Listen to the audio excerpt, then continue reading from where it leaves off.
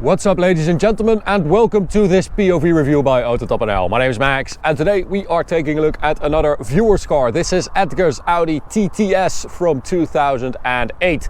So it's the first TTS that they ever made. It is a very nice car. I think it aged pretty well, apart from a few details, and well, it's just a lot of fun to drive this car again after all these years. We drove it back in the day. Really liked it back then, but let's find out how it has aged, like mechanically speaking, and yeah, we'll have a little test drive towards the Autobahn for an Autobahn blast. Now, if you want to submit your own car for this segment, viewers cars, send us an email to the address on screen right now with some pics and info, and your car might be next in our spot.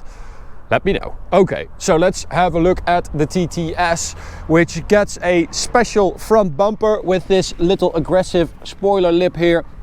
Some more air intakes as well. You get this TTS grille with the chrome vertical slates in this like silver color.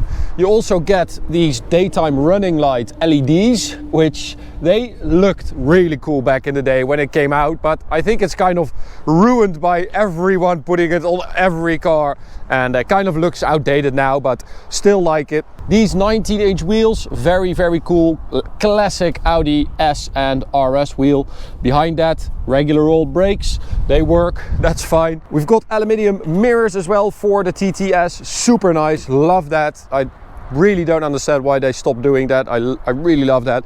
Aluminium fuel filler cap as well, nice rear lights, and then the quad exhaust, super classic, and the diffuser lower part of the bumper there, also in that light gray for the TTS, and of course you get a TTS badge. Super nice exhaust as well, I really like that. And you have a little spoiler integrated into the rear, which pops up to give you some more downforce. So this is a 2008 car, so it is one of the first, and it's got a 2-liter 4-cylinder turbocharged engine. When they were developing this car, they were actually debating whether they should put a VR6 in here, but they eventually went for this engine because it's a lot lighter, and they thought, dynamically speaking, with the engine sitting in front of the front axle or on top of the front axle, this would be the best option to have a dynamically able car, which is a shame. I think a VR6 would have been really cool as well. 272 horsepower and 350 Newton meters of torque, so it's basically the same engine you had in an S3 back then with 265, and the TTS got a little bit extra. We've got Haldex 4-wheel drive Quattro, which can send, I think, all of the power up to 100% to either axle, but I'm not sure it ever does that, it is able to do that. So yeah, it's a nice drivetrain. It really is. 2008, I mean, that's a long time ago. It still works, which is nice. So let's start her up. Nice sound as well. Just a proper little S sound there. Little bit of a burble as well. And interior wise, very Audi, very businessy, of course. Kind of straightforward, but I do quite like it. I like the seating position. You sit nice and low. You've got a narrow windshield, and then you've got the beautiful analog dials there in front of you with a gorgeous rev counter. Just absolutely nailed it there. Flat bottomed steering wheel as well, and little sport seats. And this car has the optional S-tronic.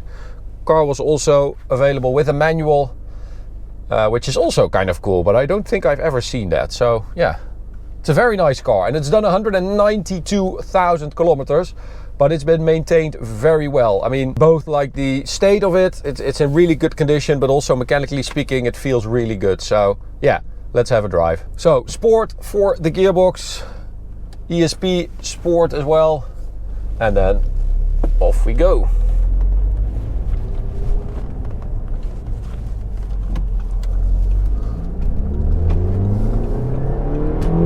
Now, It's actually a really nice little drivetrain for this car. The car weighs 1390 kilos and this power is plenty to get it moving. It feels like really brisk still after all these years. 16 years later, it's still properly quick. 0 to 100, 5.2 seconds, which is 0.2 of a second faster than the manual.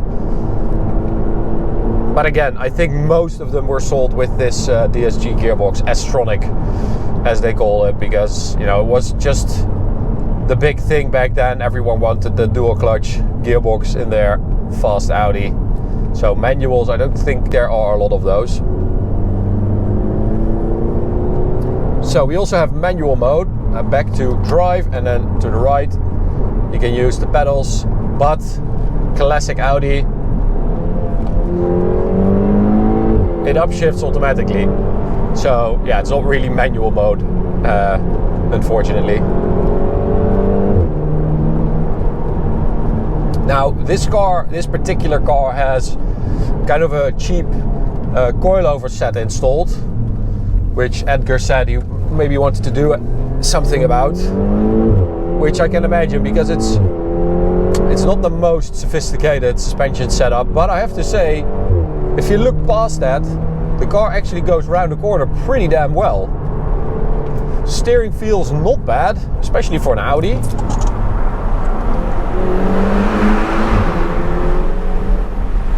Sound is good, especially if you compare it to today's 4 cylinders.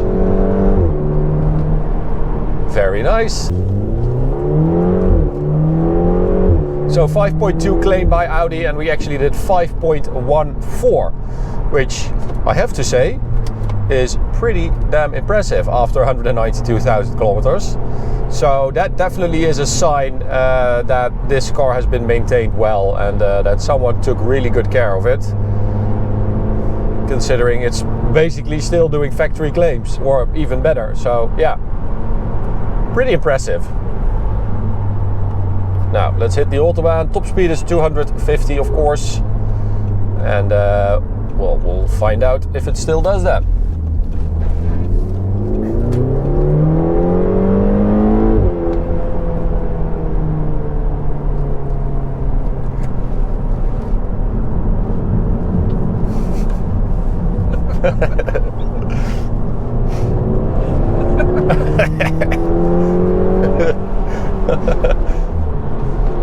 Here we go, full throttle.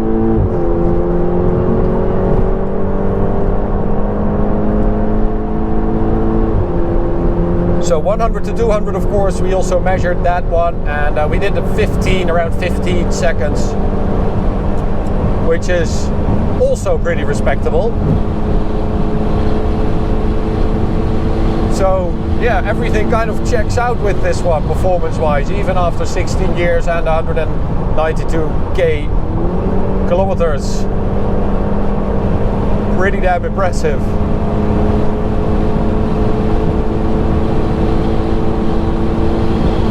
So now you also feel that coilover set. Sometimes it gets a little bit bumpy, a little bit unsettled.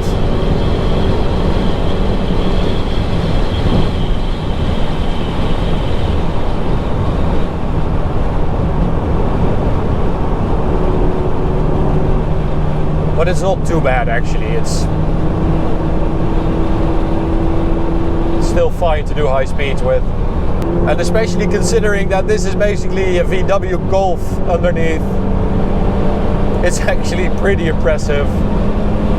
And also I like the way this does feel like a different animal. It's just a nice little sports coupe to have a good Sunday drive with.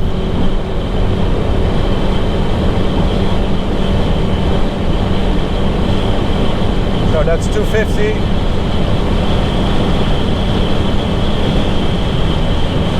Bumps, totally fine. Brake pedal is actually pretty good. It's nice and firm, and I just did, 250 to 60. It's not really giving a peep. So yeah, not bad. Also a sign of good maintenance, of course.